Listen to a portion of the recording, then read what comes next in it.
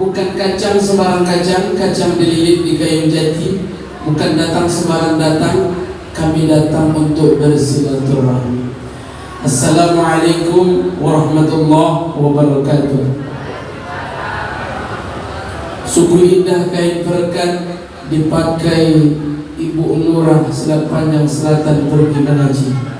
Karena salam saya yang pertama kurang semangat, kami ulang sekali lagi. Assalamualaikum warahmatullahi wabarakatuh.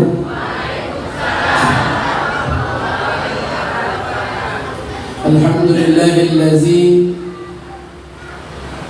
asra bi'abdihi laylan minal masjidil haram ilal masjidil aqsa allazi barakna hawla linuriyahu min ayatina innahu huwas samiul basir. Wa qala Allah ta'ala ya ayyuhallazina amanu ittaqullaha haqqa tuqatih wa la tamutunna illa wa antum muslimun. Wa qala Allah ta'ala innas salata tanha 'anil fahsya'i wal munkar. Wa qala an-nabiy sallallahu alaihi wasallam awwal ma yuhasabu bihi al-'abdu yawm al-qiyamah fa in salahat salaha sa'iru amali wa in fasadat sa'iru amali. Sadaqallahul azim wa sadaqa rasulun nabiyil karim wa nahnu ala zalika minasy syahid. Yang kami hormati Ketua Mushola Al-Manar beserta anggota, kemudian yang kami hormati Ketua Panitia Peringatan Hari Besar Islam, dalam hal ini Isra wal Mi'raj Nabi besar Muhammad sallallahu alaihi wasallam. Yang kami hormati Ibu Nurah Selat Panjang Selatan beserta jajaran, yang alhamdulillah pada malam hari ini juga kami bisa bersilaturahmi dengan Ibu Nurah. Tadi malam kami berjumpa di Masjid Al-Hidayah dan Ibu Nurah pun tidak mau juga menyampaikan sedikit sambutan. Yang kedua ini juga Ibu Nurah tak mau menyampaikan sambutan. Sudahlah, lanjut aja lah Pak Ustaz. Kemudian yang kami hormati tokoh agama, tokoh masyarakat, tokoh adat, alim ulama, cerdik pandai, tokoh pemuda. Besar tidak diomong gelar, kecil tidak disebut nama. Khususnya kita yang hadir pada malam hari ini, yang berbahagia, yang dirahmati Allah Subhanahu wa ta'ala.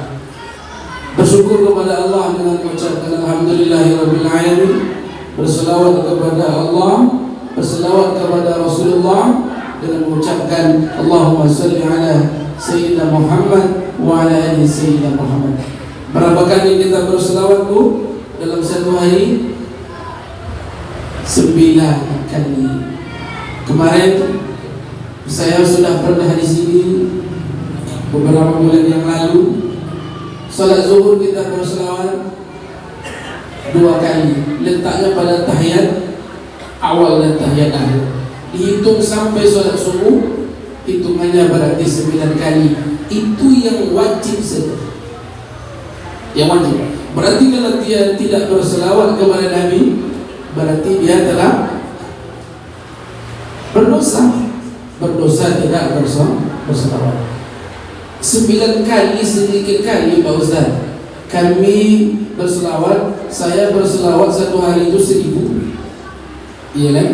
Sambil masak, sambil nyuci berselawat, sambil duduk di kursi, sambil tengok cucu, tengok anak segala macam main, kami berselawat. Itu namanya sunnah. Yang wajib adalah 9 kali kita berselawat kepada Nabi Muhammad sallallahu alaihi wasallam. Bapak Ibu yang berbahagia, yang dirahmati Allah Subhanahu wa ta'ala, sebelum ini kita berangkat dari cerita kisah Isra dan Mi'raj Nabi Muhammad SAW. Kita tidak menceritakan dari awal, kita ambil saja hikmah apa yang terjadi pada kisah Isra dan Mi'raj Nabi Muhammad SAW. Ketika Rasulullah SAW diberangkatkan dari kota Mekah ke kota Palestina, kemudian naik ke Sidratul Muntaha. Itu saja kita dengar cerita setiap hari, setiap tahun Isra Mi'raj itu seperti itu, diperingati terus, diperingati terus, supaya tidak hilang. Oke lah kita yang, kalau saya tak terlalu tua lah, Parubaya ini misalnya kan, masih tahu lah cerita tentangnya. Tapi kalau anak-anak kita, kalau kita tak ceritakan, saya tadi barusan di sekolah Pak Ardiansa, saya tanya siapa nama ayah Nabi. Ada 2 orang, 3 orang yang jawab. Siapa nama kakek Nabi? Padahal dia nyanyi Abdullah nama ayahnya, Aminah ibundanya. Ketika dia, saya tanya, Aminah siapa? Aminah anaknya. Tapi setelah saya tanya, siapa yang bilang 2-3 singgit, 2-3 singgit, 2-3 singgit? Dijawab Mail. Cepat ya. Itulah anak-anak sekarang, karena memang jauh daripada agama. Itu saya bilang, boleh anak-anak kita kasih HP, tapi ada batasnya. Kita hilangkan dia seluruhnya, tidak dengan HP. Takut dia memang nanti ke depannya kita tidak tahu teknologi. Kalau bisa mendidiknya boleh saja. Tapi hendaklah kita sesuaikan apa yang ada dalam handphone itu yang dia tahu. Kita batasi. Kan ada pengaturannya, ada batasan. Bisa jadi kita buka handphone, kita cerita tentang agama, cerita tentang Nabi, cerita tentang Nabi Isra dan Mi'raj. Yang hal-hal yang seperti itu yang harus kita tanamkan pada anak-anak kita. Pada waktu itu Nabi Muhammad SAW dalam keadaan sedih, dikenal dengan tahun Amul Husni, disebut dengan tahun kesedihan. Kemudian melihat kesedihan itu semakin membara dan pengikut-pengikut Rasulullah pada waktu itu sudah banyak yang pergi. Bukan itu saja, Bu, dia sudah kehilangan istri tercintanya, istri pertama dan istri tercintanya. Siapa namanya, Bu? Siapa nama istri Nabi yang bikin sedih? Siti Khadijah. Ibu harus jawab. Kalau ibu tak jawab, saya tak semangat. Saya ngomong sama batang kayu. Tapi kalau ibu jawab, walaupun Khadijah, jadilah apa? Tidak. Kemudian Nabi juga ditinggalkan. Setelah ditinggalkan oleh Abu Thalib pamannya, Nabi juga ditinggalkan oleh Siti Khadijah, istri, beberapa bulan setelah itu. Kalau istri itu, Bu, kalau sudah dia meninggal, kira-kira bapak menikah lagi tak, Pak? Yang saya tanya bapak yang sudah meninggal, istrinya. Kalau seandainya yang sekarang sudah istri bapak di rumah meninggal, bapak berjanji tidak menikah lagi? Pak? Takut bapak, Bu, nak bilang sekarang Pak Ustaz nampak pula sama ini. Kalau saya berjanji, Bu, sama istri saya tidak akan menikah lagi dengannya sebelum saya. Umi, saya bilang, apabila kamu duluan meninggal daripada saya berjanji tidak akan menikah dengannya lagi seumur hidup saya. Iya, Bu? Kalau janji saya seperti itu, ada yang bisa nangkap? Bisa. Aman kan? Aman. Orang dah mati apa nak nikah lagi? Begitu kesedihannya berlarut-larut terhadap Nabi Muhammad SAW, ditinggal oleh pamannya, ditinggal oleh istri tercintanya Siti Khadijah. Kemudian Nabi itu diberikan sebuah yang namanya rislah ataupun kebahagiaan. Apa kata Allah?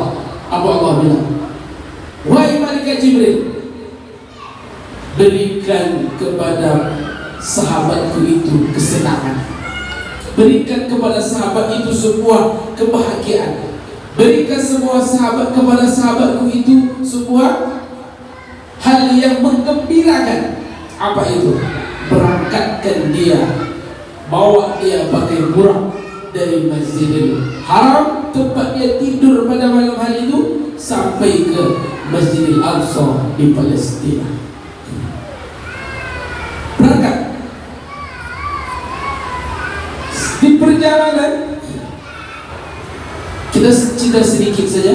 Di perjalanan nampaklah sama Rasulullah ada orang yang memakan daging busuk.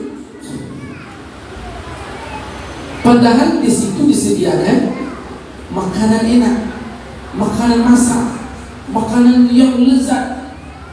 Ada juga makanan yang busuk. Tetapi kaum itu memakan makanan yang busuk. Tanya Nabi Muhammad, apa sebab ni? Kata Nabi, apa pula malaikat Jibril dia makan daging busuk ni? Rupanya dia sudah menikah, tetapi dia selingkuh. Cepat pula membahas tentang selingkuh. Dia sudah punya pasangan, tapi dia selingkuh. Selingkuh itu hal yang sangat berbahaya.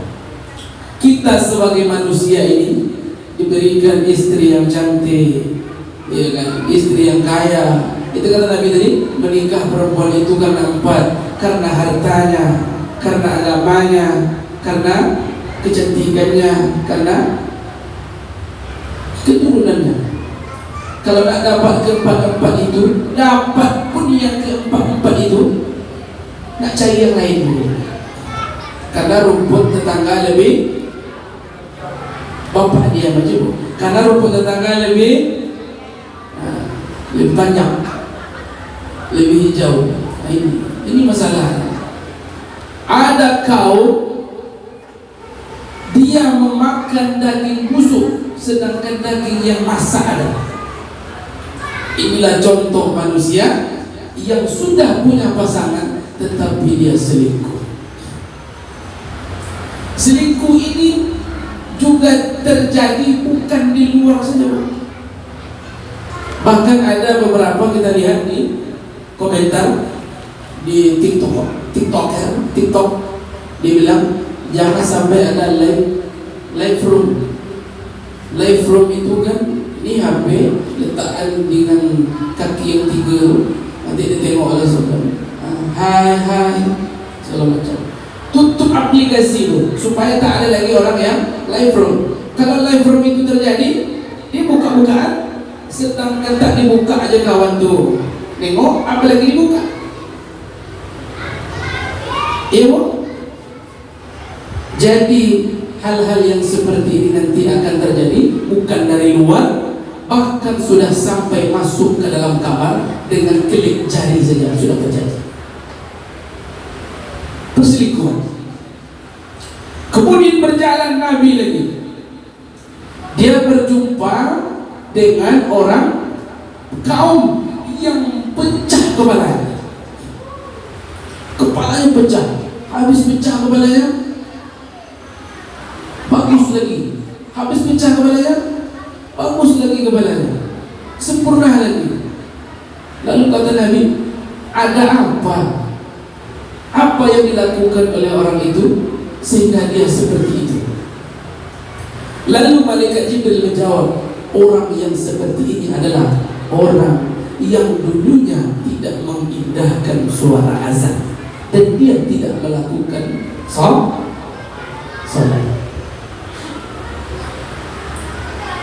Tak melakukan salat. Ada orang azan dulu. Makanya di masjid, kalau di sini, ini bukan di kampung sini, di kampung saya, azan sudah bagus, tak datang.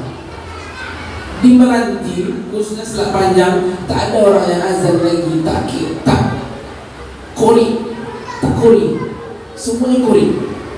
Ya, macam adik dari yang ngaji. Mana ada orang di Selat Panjang yang azan Allahu Akbar? Tak ada. Saya bukan menyinggung bapak yang sudah azan seperti tidak. Anak muda itu lebih, orang yang dapat naungan nanti di akhirat itu adalah salah satunya anak muda yang mencintai masjid. Anak muda yang mencintai masjid. Ini sudahlah imam depan. Kalau imam bagus, yang azan bagus, imam bagus, semuanya pasti jemaahnya semangat. Allahu Akbar, Allahu Akbar.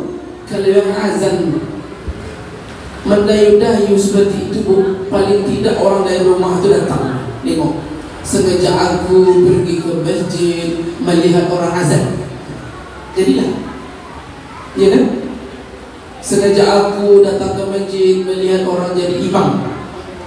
Awalnya seperti itu. Rupanya azan itu ganteng pula. Kebetulan anak dia belum nikah, nak dijodohkan, tak mau pula. Ini ada kisah ni, ada kisah.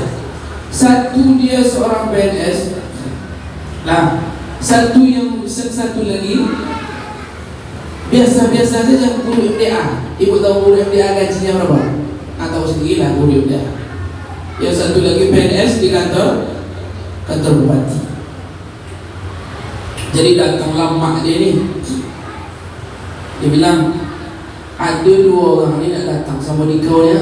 Kata mak dia, apa siapa tu mak? Itulah yang satu lagi PNS dengan kantor bupati, yang satu lagi guru MDA. Mana ni kau suka?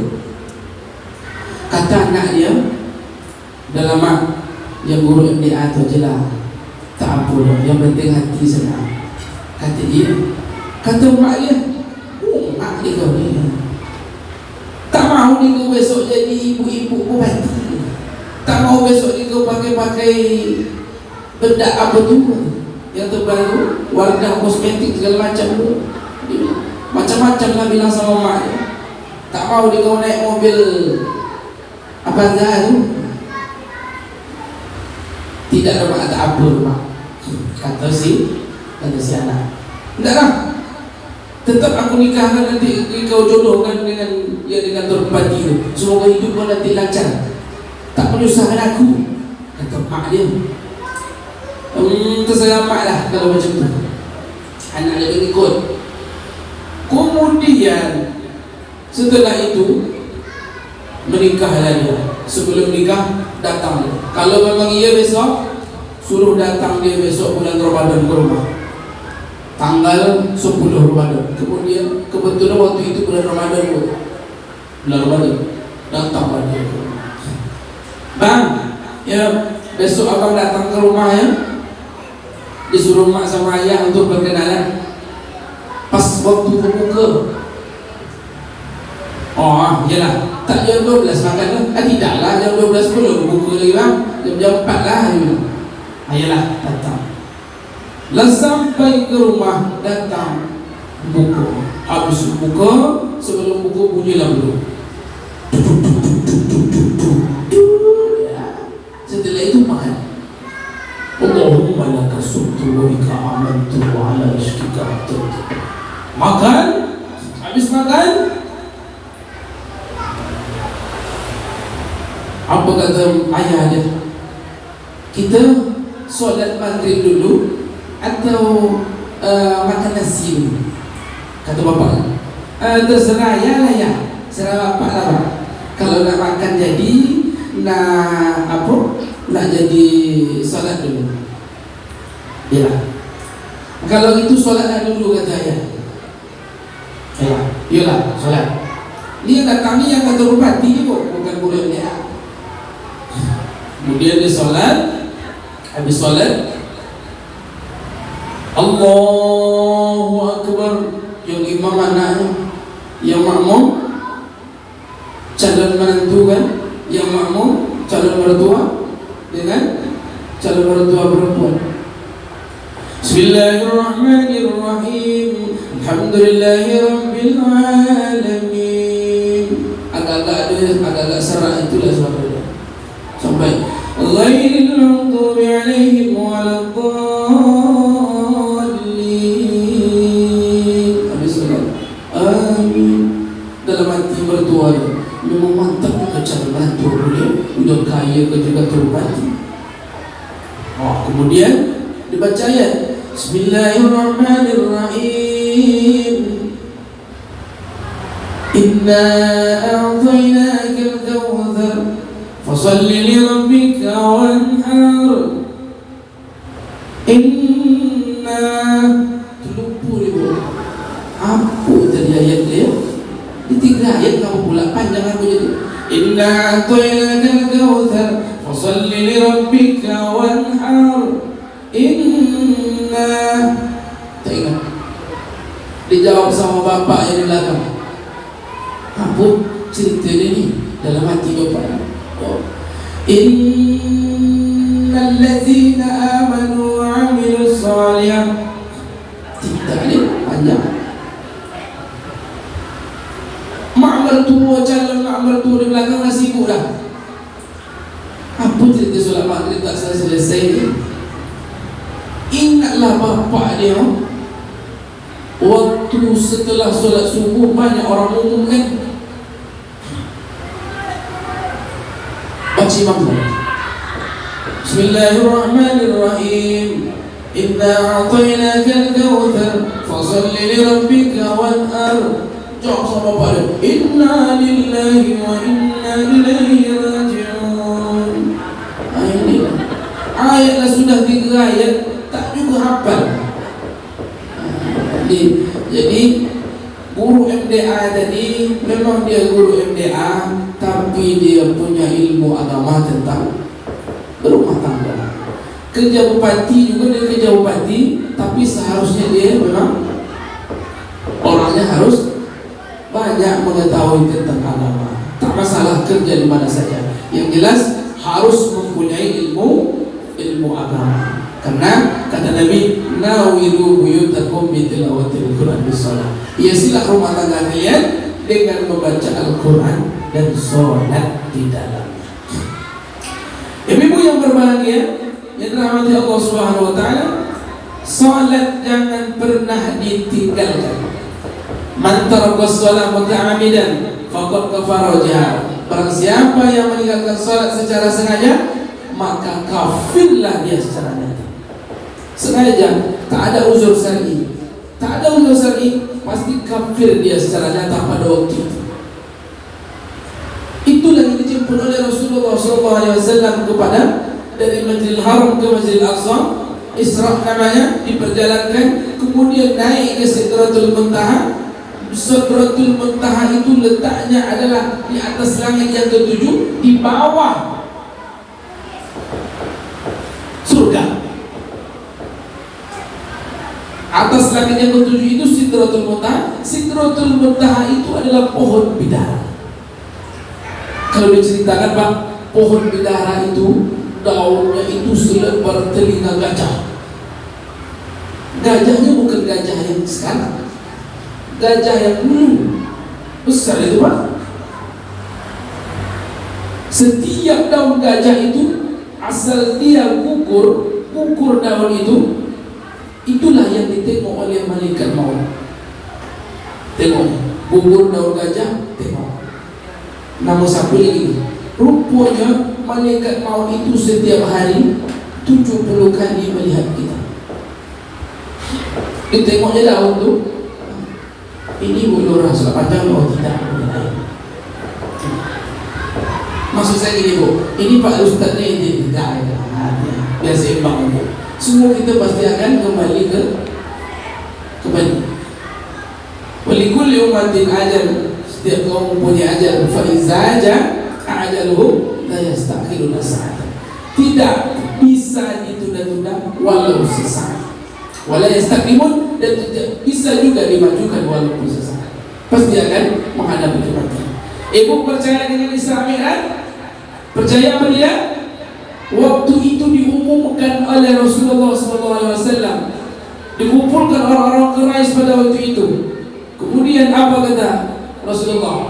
Aku baru saja berangkat tadi malam hanya sepertiga malam saja aku berangkat dari Masjidil Haram ke Masjidil Aqsa langsung ke Sidratul Muntaha, berjumpa dengan Allah Subhanahu wa taala. Assalamualaikum, at-tahiyatul mubarakatuh, shalawatut thayyibatu lillah. Lalu dijawab oleh Allah Subhanahu wa taala, assalamu alayna wa ala ibadillahis shalihin.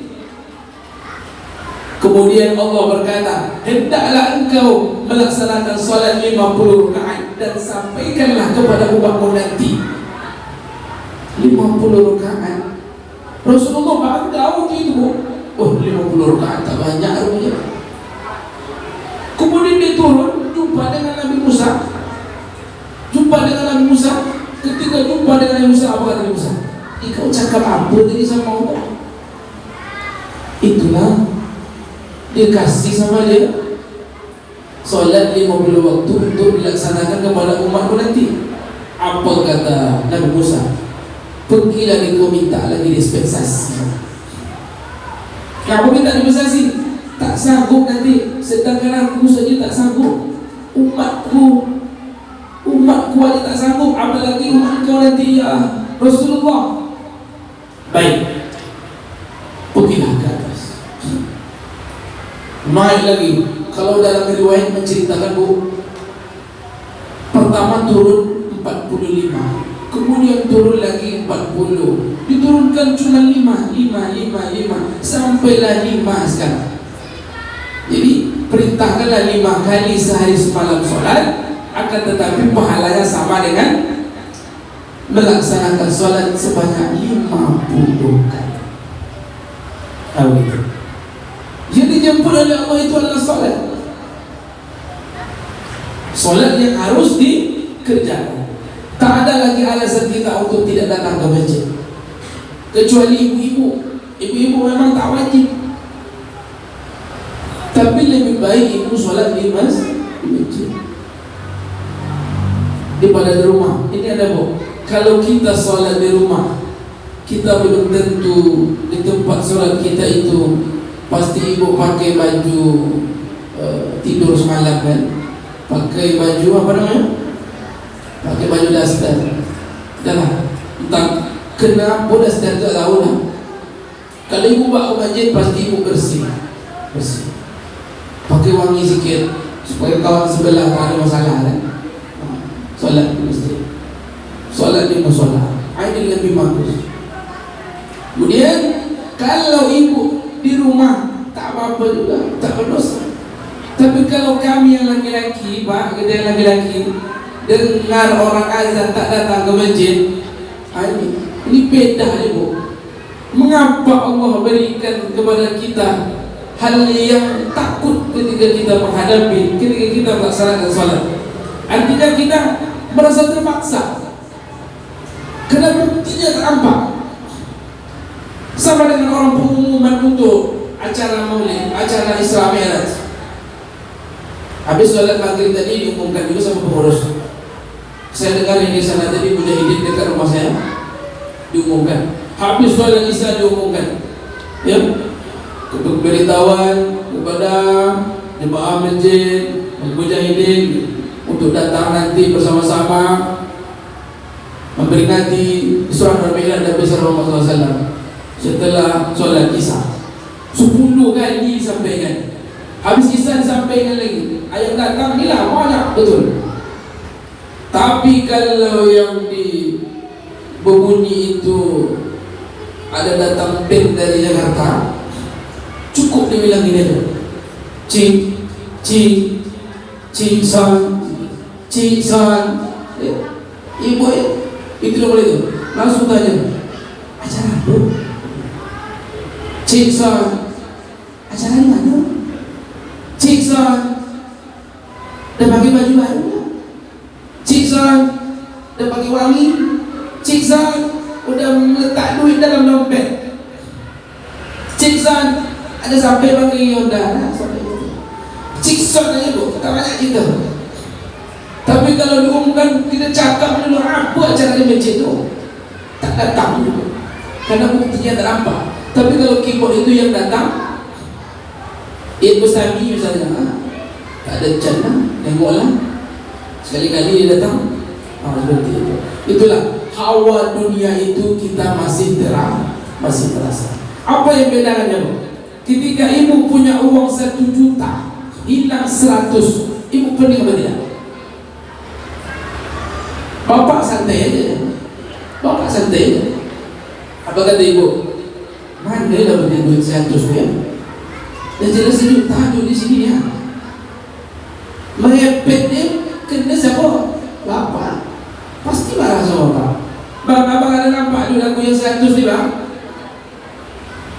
Tak ada. Mana letak? Carilah. Pening apa dah? Abang bilang suami pasti cakap macam itu. Tanya sama anak tak ada juga. Kemana lah ni? Pening aku tengok bini aku ni. Oh gantilah dia. Dikasihlah sama isteri dia. Ke isteri dia. Ni, uang ni kau 100 aku gantinya. Tak mana begini. Itu abang yang ambil kan? Sudahlah dia hilang barang tu. Rupanya awak pula dia tuduh kata lelaki. Perempuan itu masuk itu, dia tak mau kalah. Kecuali Lurah. Kemudian dia kasih dia 100. Apa ni kau, aku tak ada ambil duit tu. Ni kau salahkan juga aku. Seharusnya bang kalau jumpa duit 100 tadi, dah jadi 1.100.000. Pokoknya perempuan itu digoda terus. Karena dalam rumah tangga itu, perempuan itu adalah kunci. Perempuan itu kuncinya. Ketika Nabi Adam alaihissalam tidur sendirian, dia gelisah Nabi Adam itu sendirian. Ampun aku buat ni macam ini. Datang Allah menciptakan dari tulang rusuk Nabi Adam. Maka terjadilah Hawa.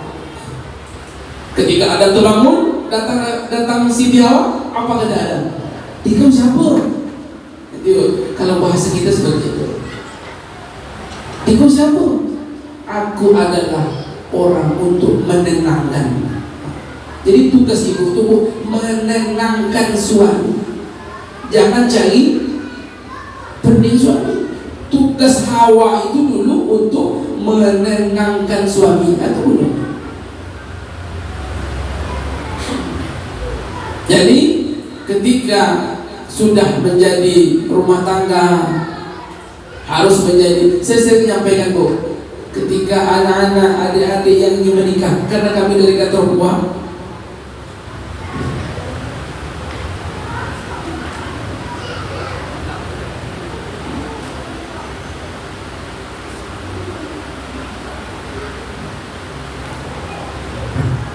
mohon maaf bu, saya harus isi bensin. Tak berhenti saya bu, dari semalam pagi tadi, besok lagi.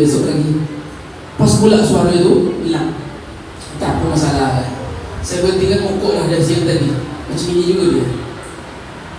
Ibu yang berbahagia dirahmati Allah SWT, sampai kemarin sini itu, kalau ibu punya anak, punya cucu, hendaklah dididik dengan agama sebelum nikah di kantor buah. Saya sampaikan. Saya sudah 1 tahun 5 bulan sampai di sini. Saya tanya kepada adik-adik yang nak nikah di kantor itu, bu, saya buka Al-Quran seperti ini, saya hadapkan di depan. Saya buka tengah macam ini. Coba baca. Apa dia bilang? Itu tak pandai saya pak. Saya pandai di ujung-ujungnya aja. Kulhu Allahu ahad, Kul a'udzu birabbil falaq, Kul a'udzu birabbin nas, itu yang hafal. Inna ataina dari itu pun ujungnya inna lillahi wa inna ilaihi raji'un. Mudah pergi kuliah, balik dia baca dia. Ya kan, wala antum amilna ma'abud wala ana abidu ma'abatum wala antum amilna ma'abud wala ana abidu ma'abatum. Tak selesai. Jadi 10 ayat barulah aku menunggu majadin. Saya tanya niat solat subuh.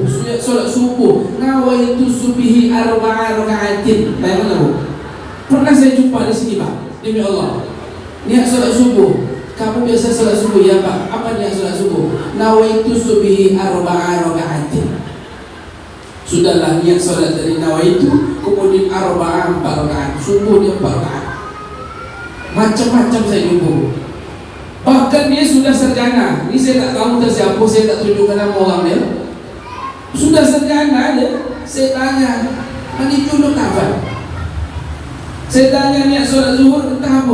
Saya niat dalam hati, Pak. Okey, kamu niat dalam hati. Niat dalam hati itu seperti apa bunyinya? Itulah Pak, pokoknya aku niat seperti itu. Ini saya tak menyalahkan ada orang yang niatnya ada dalam hati. Setelah berangkat aku niat solat. Ada juga orang yang baca usolli, tak apa-apa. Cuma niat dalam hati itu macam mana? Terserah. Mau bahasa Arab, mau bahasa Inggris, saya bilang. Ketawa pula dia. Nah ini. Jadi datang ke kantor gua, hendaklah didik dengan agama. Tidak didik dengan agama. Belum saya tanya lagi yang lain, belum saya tanya lagi. Bukan ngetes Bu, karena memang dalam rumah tangga itu kita butuhkan ilmu agama. Saya bilang banyak orang yang naik pesawat, keluar pesawat, naik helikopter, keluar helikopter, naik kapal, keluar kapal, naik mobil, keluar mobil, bangun rumah ini, bangun rumah itu, tapi dia tak bahagia. Kenapa? Karena dia jauh dari agama. Karena kata Nabi, nawiru buyutakum bitilawatil Quran bisolat, hiasilah rumah tangga kalian dengan membaca Al-Quran dan solat di dalam. Itu yang boleh penting. Fitrahnya manusia itu menanamkan nilai-nilai agama di dalam berumah tangga. Itu pesan saya, pesan kami, hendaklah didik anak-anak itu sebelum datang dia ke kantor. Ibu, saya mau pesan, ada 4 kriteria perempuan yang menyelamatkan keluarga. Yang pertama adalah perempuan yang mempunyai ilmu agama. Karena kata Nabi, apabila perempuan dia punya anak 3 orang perempuan, dididik dia dengan agama, kemudian dia meninggal nanti, dia nanti seperti jari telunjuk dengan jari tengah dekat dengan kudu.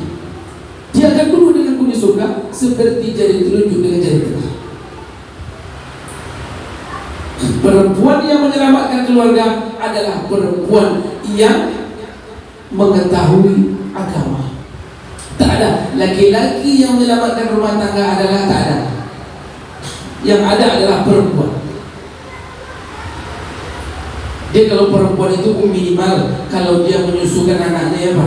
Pasti dia bilang Bismillahirrahmanirrahim. Allahumma barik lana fima razaqtana wa qina azabannar. Cepatlah Bismillahirrahmanirrahim. Paling tidak menyusukan anak seperti itu. Tapi kalau dia tidak tahu tentang agama, apa? Cepat kali kau ni, aku nak masak, aku nak nyuci, aku nak pergi lagi ni, ambil ini, beli itu. Lama betul ini, cepat-cepat. Tak tahu tentang agama. Tapi kalau tahu agama, lahir anak dia, kemudian diayun, ya kan? Sallallahu ala Muhammad, ya kan? Sallallahu alaihi wasallam. Kalau di kampung kami Bu, di Rengat, itu ada namanya senandung, ada namanya nandung. Itu kalau dia apa? Dundula si dudu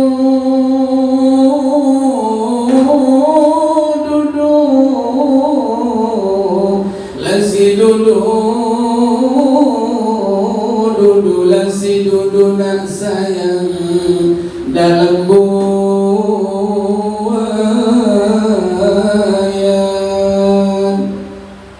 Ibu tidur, yang ada tidur pula awal belum lagi.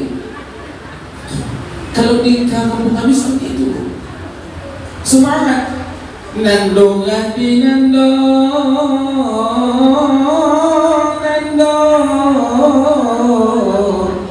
dulu seperti itu. Sallallahu ala Muhammad sallallahu alaihi wasallam. Kalau sekarang tak gini kan lagi, dicok ni ke dinding, ya kan? Yang pakai istri itu tunjuk di sendiri kayak gini. Mak dia main HP, anak sekarang main TikTok. Anak tu, apa kata mak dia? Dia kalau letaklah surah Yasin di bawah tu, supaya tak datang setan. Macam mana pula setan tak datang? Setan kan dibaca, setan datang. Apalagi diletak aja Al-Quran di bawah, buai itu, apa tak datang? Perempuan itu harus banyak baca Al-Quran di rumah. Karena yang sering di rumah itu perempuan. Makanya kalau malam hari Pak, malam hari yang takut di rumah itu ibu. tembok tu. Apa nampak tu? Oi, macam kuntilanak aku tengok. Baca Bismillahirrahmanirrahim. Allahu la ilaha illa huwal hayyul qayyum. Apa kata kunti tu? Dia kau baca Al-Quran ketika aku datang aja. Setiap hari kau tak baca Al-Quran. Makanya orang yang memang didengar baca Al-Quran itu takut setan ketika dia memang membaca Al-Quran setiap hari. Bukan dia membaca Al-Quran sewaktu itu aja. Makanya macam Ustaz Rauf kan, dia kan bisa nawar-nawar segala macam karena dia sering baca Al-Quran. Kalau macam jarang baca Al-Quran, dia nak nawar-nawar pula tak bisa. Dia harus sering baca Al-Quran, tak sekali-kali. Perempuan yang menyelamatkan keluarga itu adalah perempuan yang mempunyai ilmu agama. Dia boleh. Kemudian yang kedua adalah perempuan yang menyelamatkan keluarga, perempuan yang menutup aurat. Apapun yang terjadi, namun aurat tidak boleh dibuka. Kemudian yang ketiga, perempuan yang menyelamatkan keluarga adalah perempuan yang tidak konsumtif. Bang, aku tak ada sebelah sini bang, tetangga sebelah tu dah beli, dah email pula apa dia. Apa kata bapak, apa dah aku dapat bini macam ini ya. Dulu tak banyak pula orang minta ni. Kata bapak tu tak banyak dia fikir pun. Makanya laki-laki itu cepat mati daripada perempuan. Karena apa? Dia tak banyak ngomong, banyak fikir. Ketika bini yang tak belikan itu, pening dia mati. Makanya bapak banyak. Ya, jadi ibu tugasnya untuk menenangkan bapak. Tugas Nabi Adam itu ketika diciptakan, ketika Siti Hawa itu diciptakan, ditanya oleh Nabi Adam, siapa engkau? Aku adalah orang yang akan menenangkan. Itu tugasnya. Kemudian yang keempat adalah perempuan yang mempunyai rasa malu. Apa itu perempuan yang punya rasa malu? Dia malu terhadap suami. Bang, sini bang. Malu. Harus ada rasa malu terhadap suami. Rendah suara terhadap suami. Ini saya bukan pilih-pilih, bukan karena saya bapak, saya pilih ibu harus seperti ini, tidak. Bapak itu sebetulnya tak banyak kerja ibu. Karena di rumah tangga itu ibu. Bapak itu dia sholat, kemudian dia mencari nafkah, dah didik ibu di dalam rumah itu selesai. Yang mengurus dalam rumah itu, bayi dan anak itu sama-sama. Tapi yang banyak berperan adalah ibu. Makanya ada orang bilang, kata Ibnu Zubair, dia bilang perempuan kalau melihat anaknya seperti apa, lihatlah maknya siapa. Maknya siapa? Bukan dilihat bapaknya siapa, maknya siapa. Makanya Fir'aun itu memang, tapi istrinya, anaknya alim, karena maknya alim, karena maknya bagus. Tapi kalau Nabi Nuh, maknya tak mau masuk kapal, ya kan? Anaknya juga tak mau masuk kapal, tapi Nabi Nuh ngikut, karena dia mengikut maknya. Jadi perempuan itu sangat berpengaruh dalam rumah tangga. Didikan dalam rumah tangga itu sangat kuat pada perempuan. Baik, sampai cerita kita ke solat. Solat itu ikhlas kita menghadapi apa yang terjadi pada diri kita, apa yang terjadi malam ini kita melakukan Isra Mi'raj. Ikhlas karena Allah. Ada orang yang tak ikhlas, Bu? Ada orang yang tak ikhlas datang ke sini. Apa yang terjadi pada diri kita ikhlas, Ibu? Kita sehat, ikhlas. Kita sakit, ikhlas. Kita memang tak diberi memang makan yang enak, kita terus ikhlas. Kalau kita pikir banyak orang yang tak makan daripada kita harus ikhlas. Itu yang harus. La in syakartum la azidannakum wa la in kafartum in azabi lasyadid. Bersyukur kepada Allah akan aku tambah. Kalau kufur maka ingatlah azabku sangatlah pedih. Azabku sangatlah pedih. Jangan tidak bersyukur atas apa yang diberikan oleh Allah Subhanahu wa taala. Ada seorang pengusaha. Dia pengusaha sukses, mempunyai karyawannya yang bagus sekali. yang bagus. Kemudian dia bilang, datang seorang karyawan ini ke rumah pengusaha. Lalu dia bilang, Pak Haji, awak nak istirahat lagi ni kerja jadi karyawan? Anak lah menikah, rumahnya belum ada lagi.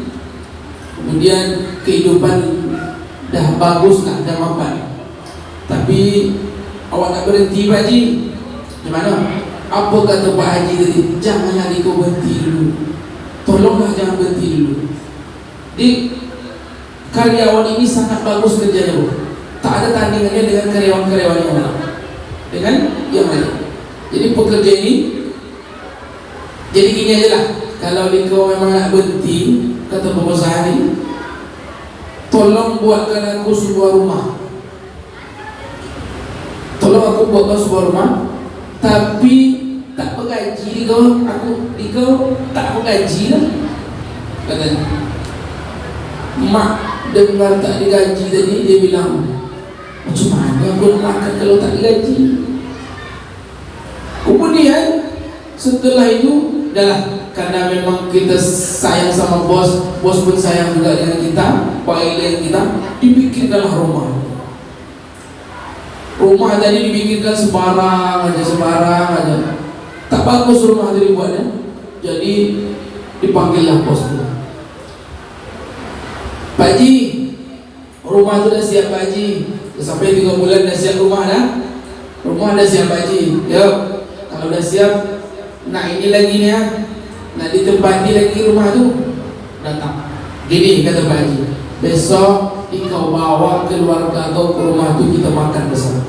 Kata Pak Haji. Okay. Siap makan, diberikanlah kunci tadi sama orang. Ini kunci, kau ambil rumah tu. Rumah itu memang untuk kau, yang buat kau. Karena itulah sebagai pemberian, karena memang kau adalah orang yang baik selama ini menolong aku bekerja. Dikasihlah rumah tadi. Apa kata bapak tadi, Bu? Astagfirullahaladzim. Kalau tahulah rumah ini aku yang punya, aku bagus-bagusan buat dia. Aku bikin kolam, batu bata aku banyak dikit, semen dia, ya kan? Tak banyak pasir daripada semen, segala macam. Jadi pokoknya diperbaikilah pelapormu. Dalam hatinya bisa cakap lagi macam tu, tapi apalah daya, rumah itu sudah dibuat dengan ketidakikhlasan. Makanya harus berbuat ikhlas atas apa yang harus kita lakukan. Dalam hati itu ada yang kita lakukan dulu. Harus ada rasa ikhlas dalam hati. Jangan sampai kita tak ikhlas. Ingat, Isra dan Mi'raj mengajarkan kita bagaimana kita melaksanakan salat dengan sebaik-baiknya. Jangan sampai meninggalkan salat. Salat adalah tiang agama. Barang siapa yang mengerjakan salat, berarti dia telah menegakkan agama. Barang siapa yang tidak meninggalkan salat, yang telah meninggalkan salat, berarti dia telah meruntuhkan agama. Agama kita ini jangan sampai runtuh karena kita tidak meninggalkan salat. Itu dapat saya sampaikan. Mudah-mudahan bermanfaat. Terima kasih atas segala perhatian. Mohon maaf atas segala kekurangan. Wabillahi taufiq wal hidayah. Wassalamualaikum warahmatullahi wabarakatuh.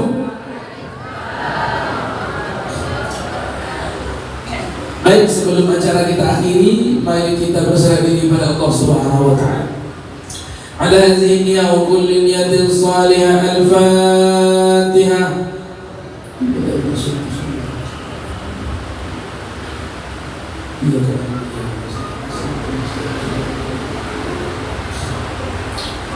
Na'udzu billahi minasy syaithanir rajim. Bismillahir rahmanir rahim. Alhamdulillahi rabbil alamin. Wassalatu wassalamu ala asrafil anbiya'i wal mursalin wa ala alihi wa sahbihi ajma'in. Ya arhamar rahimin, ya arhamar rahimin, irhamna. Assalamu alayka ayuhan nabiy wa rahmatullahi wa barakatuh.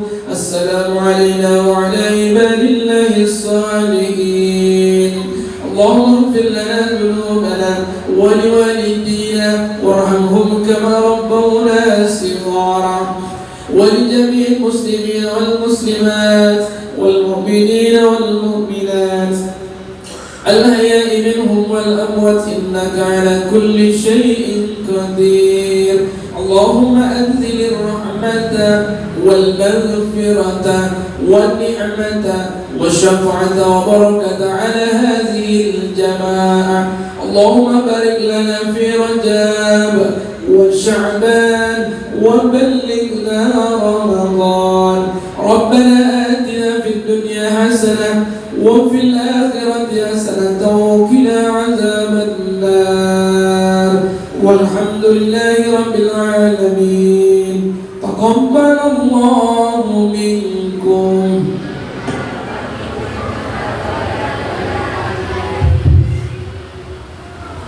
Jazakallahu khairan kita bacakan kepada Pak Ustaz kita menyampaikan doanya. Mudah-mudahan ilmu yang Bapak sampaikan bermanfaat bagi kami semuanya.